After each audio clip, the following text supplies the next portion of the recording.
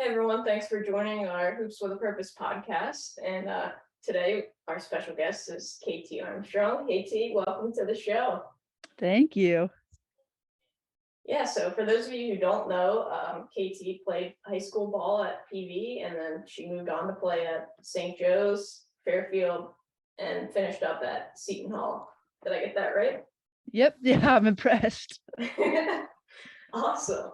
Great. So thanks for taking some time with us today. We're super excited to have you on here. Yeah, thank you so much. I'm really excited to be here. And I'm honored that you would ask me. Awesome. So let's jump right in. So we know you worked out a lot with Coach Shar, but can you tell the listeners a little bit more about that? Maybe how many years you knew him, how often you came to work out? Yeah, definitely. So I started with Coach, I think when I was like 12 or 13. I was in like sixth or seventh grade. But I would go once or twice a week, and I would do the group sessions. I had so much fun. After the first time I went, I was just immediately hooked. Getting to play 3-on-3, getting shots up. It was just a great atmosphere. So I saw him like all throughout the year, every summer, all the way up until the last time I got to see him in summer of 21. So we worked out together. I came in as much as I could once or twice a week.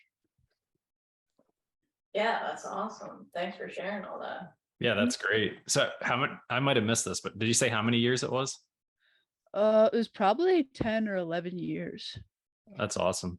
Yeah, it seems like a lot of the players start in like fifth, sixth grade and go through high school. And then whether or not they play in college, some still go work out on Christmas break and stuff for fun. Yeah, that's the thing about Coach. Once you're in there, like you just want to be there. You just want to be playing and you just want to be surrounded by him. And he just made it such a happy atmosphere. And you just made it so much fun. It was a great place to be. Mm-hmm. Yeah, it was definitely one of the highlights of my week when I got to go in there and work out.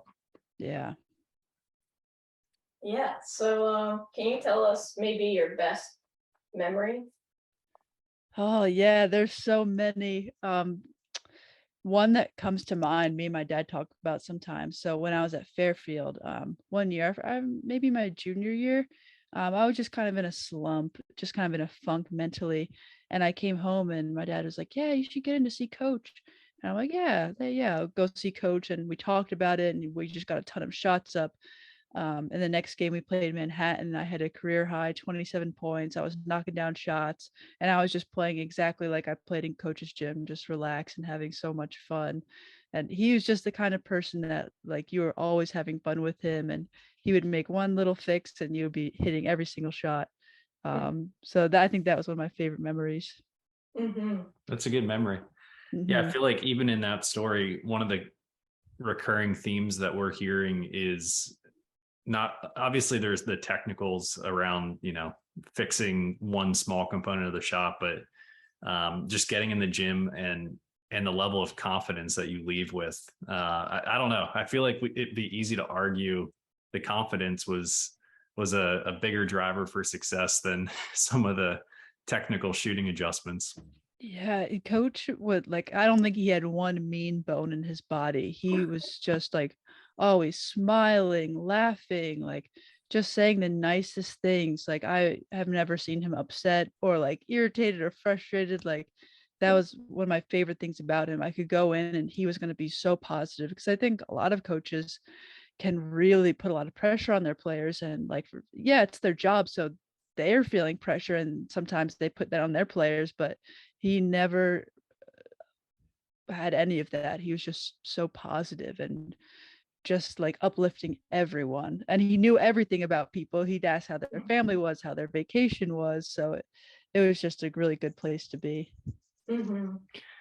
Yeah, I mean, it definitely speaks volumes about his character and just his ability and perspective to be positive and focus on the good. I mean, being inside the family now, it's not always easy and it's not always a great day. But when he stepped in that gym too, I don't know, it was like he could flip a switch, and like his main purpose was to bring joy and happiness and confidence to other people. And man, what a gift.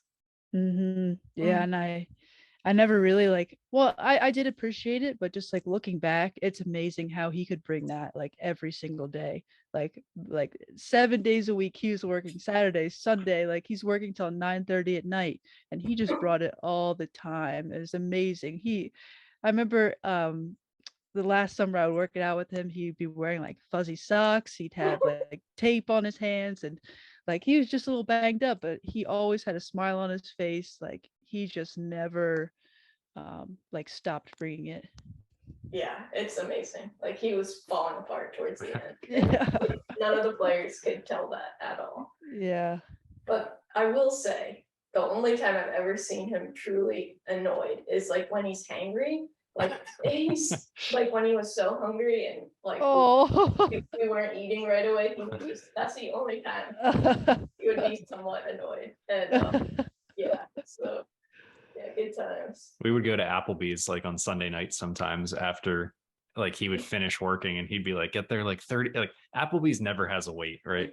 But he'd be like, get there 30 minutes early so you have a table and can order some food so that we have some food on the table. Yeah, waiting like a restaurant. Oh my gosh, that's funny. Yeah, so we know he probably ran you through a lot of drills. Did you have any favorite drills that you can share? Let's see. I remember one, when I would come in for the individual sessions, he would be like, yeah, let's do a little bit of running, and we just do full court, like just mid-range pull-ups, dribble mid-range pull-up, or dribble make a move mid-range pull-up. I remember he put those big like dummy defense players, and he'd put them in the paint, and he would pass it from half court, and I would sprint to one end, catch the ball, pull up, turn around, pass the ball to him, sprint, pull up. So I liked how he always mixed it up and challenged you too. Absolutely. I'm convinced that drill was just to wear the player out and give him a break. But Yeah.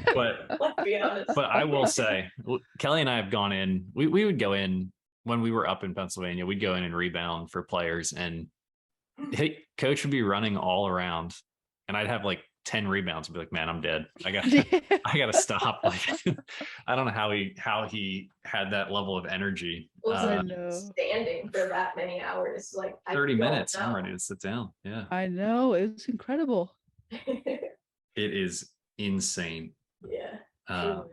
But yeah, I was convinced when I would go to like private one-on-one that was a drill to just wear me out and give me a break, which is, hey, it's understandable. It's understandable. You have to be tired when you're shooting too. Like let's make a game. But Steven had ice cream either before or after workouts with Coach Shar.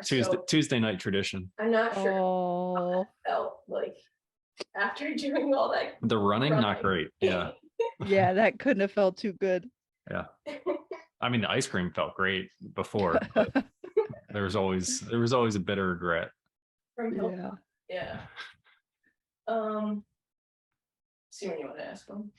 Yeah, sure. So, what's one of the best things you learned from Coach, like a takeaway from working out, whether it be basketball or life? Oh man. Sorry. No, you're fine. Take your time. Oh, geez.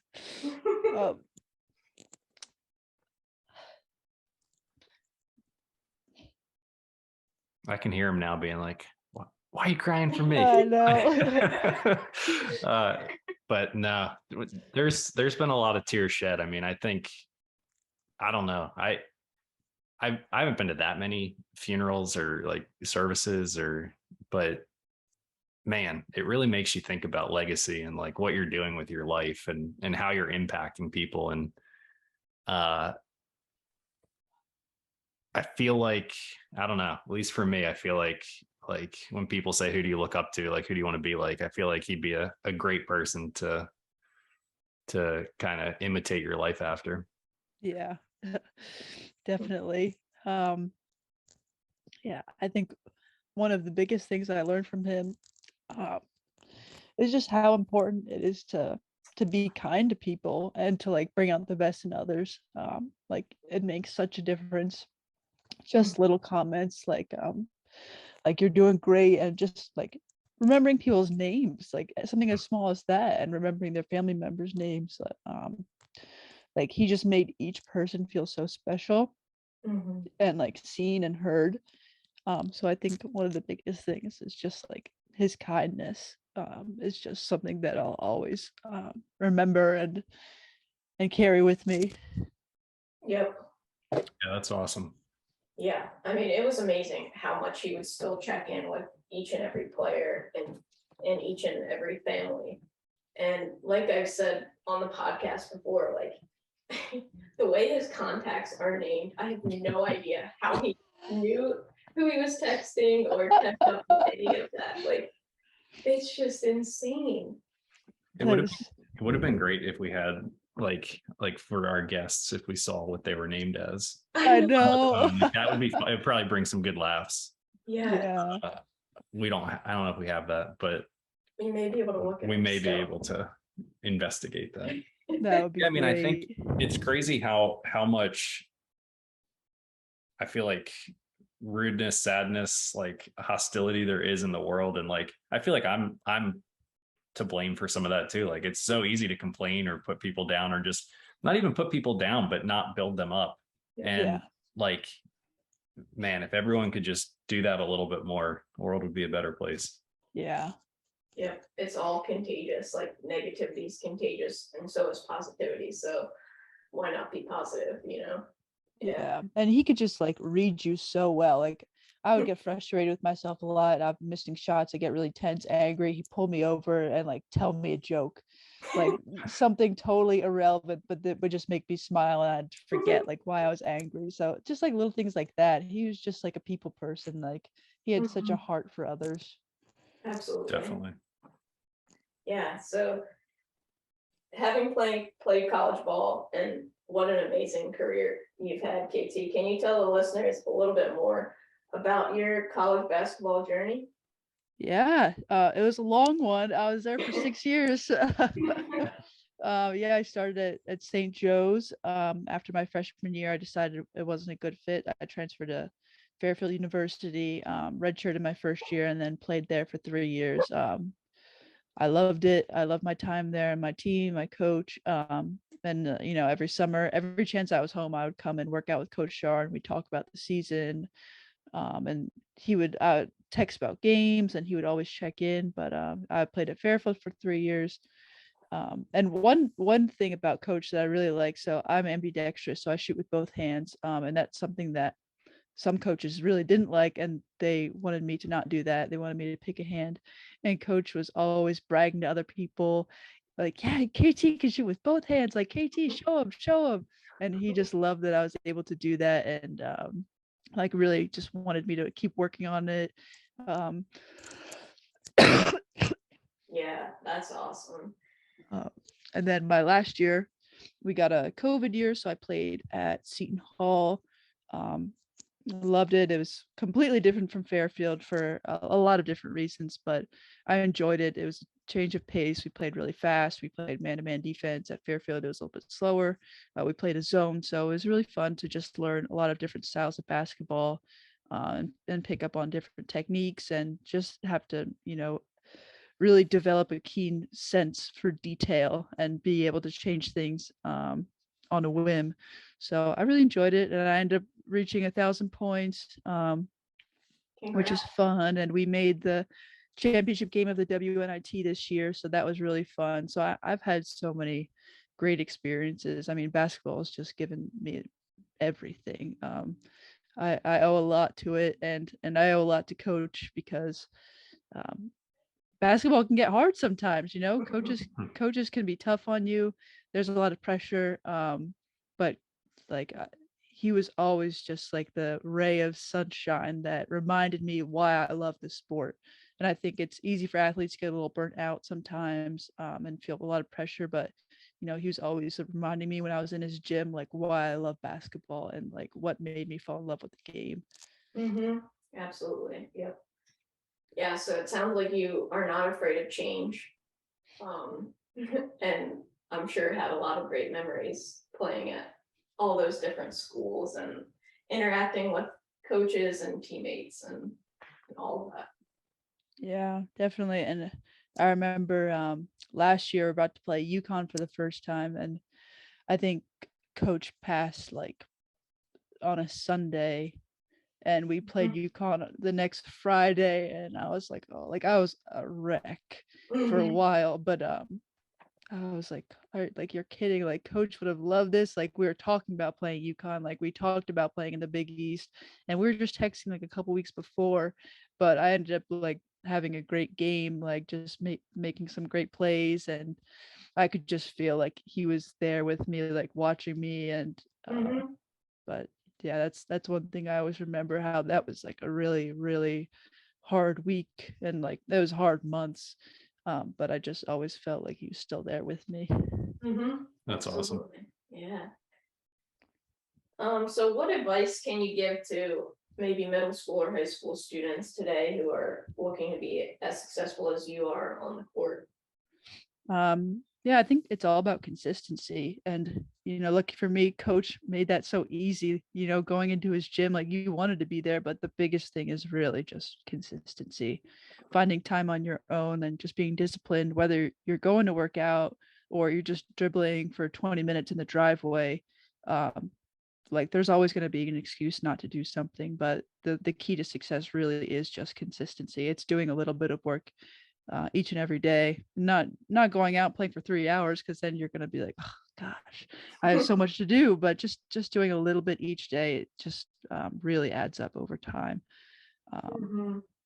And I would also say too, like it's okay to have setbacks, and it's okay to not hit your goals immediately, but it's just important that you keep going, and you remember why you started. Yeah. Some good advice. Thank you. I think that's in basketball and probably In life and in business and all of that. Persistence is key. Yep. Yeah. 100%. Yeah. Definitely. So now that you've graduated, tell us what you're up to these days. Are you still hooping a lot? Yeah, well, honestly, I have to be honest. After 6 years of college basketball and, like 22, or how old am I? Probably 20 years of playing basketball, I needed to take a little break. And I'm gonna be honest, it was really hard to like come home and play basketball and not be able to go to coach's gym.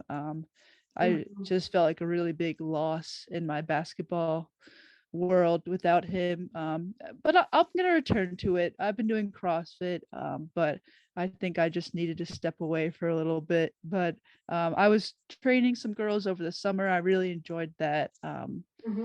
But I haven't been playing much myself, but I'll be getting back into that soon. Sounds like we need a Hoops with a Purpose 3-on-3 fundraising tournament and get you back on the court. Heck yeah, I would love that. Yeah, that sounds super fun. Absolutely. Hopefully in the spring, that's something that we set up. Yeah, that would be really great. Yeah, I think a lot of people would come out. I feel like people who know him and people that don't, like build a 3-man team and do like just a quick tournament. Yeah, I'm gonna start building my team now. I'm gonna start sending text messages out. She's gonna start recruiting. Yeah. I haven't seen a text come through yet. So hold on, let me see if I don't have service or something. Oh man, too funny. Yeah, I can't. There's been so many people who said like, I've never been more happy that I don't delete texts, because they can still go back and like read texts that Coach R has sent them. Yeah, his texts are so funny. Okay, thanks. THX. Oh my gosh, the way he texted was so funny. And the last summer I was in, he would take videos the entire time we scrimmaged, and then he would go through and send me like my little highlight clips. I'm like, Coach, how much work is this? It was a lot. Yeah, And then every day we'd get a call like, guys, I think I'm out of space on my phone. yeah. Oh, And we're like, maybe that's because you have like 32 gigs of storage and you're taking 5 hours of video every day. He's like, don't the video. And then he's like, when you're back up here, can you check my phone? And like, it's always the video. And like the texts were the next big, I mean, he would probably text like 100 different people a day. Mhm. Like, I don't know how you do it, but oh my goodness. Yeah. And he would always make time. Like we've been to like the diner before. Like when I got to college, we'd like we went to the Collegeville diner one time just to catch up. Like he would make signs for everyone for when they committed, or like Mhm. he just like his world was just about like his players and just like making sure that everyone was celebrated. Mhm.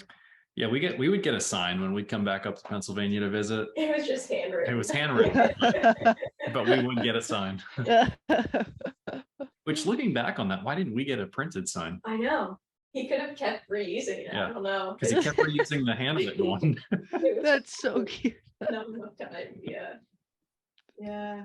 A lot of good memories. Yeah. We definitely appreciate you taking the time to join today and contribute and share your stories. And it's great to hear other people's perspective. I think a lot of people have a lot of stories that we've yet to hear, and it's always fun to listen to them and kind of memorialize those things and just hear how he impacted and influenced people's lives. Yeah, definitely. I would love to hear other people's stories. I love the Instagram, the pictures of him. They're great. So it's great to see. It's so weird seeing pictures of him outside the gym. I'm like, I don't know if he ever left. I know. He probably would be like embarrassed Oh. to know that I was posting a lot of those, but She's still currently Kelly's being selective in the pictures that get posted. There Okay. are some funny, like, maybe one day they'll get, yeah, They'll there's get- definitely funny ones and funny videos. especially some Oh. of the stuff like during COVID, like Oh, where like he'll be recording himself doing oh a my video to send goodness. out and like Oh he'll my- make a mistake, and like that's hilarious. I Well, just, I have a video of him dressed up as Santa Claus one year dribbling a basketball. Oh, like he was just hilarious. hilarious. Yeah. They're so funny. That one we'll have to. I think. Do we We may have one? have We that. may have one. You may have to share some of that with us. Yeah, But let's have to post some of that around Christmas. definitely. All right, KT. Well, thanks for taking the time. And Yeah, of course. thanks everyone for listening, and we'll have another special guest next week. Yeah, thanks. All right, thank you. Thanks, KT.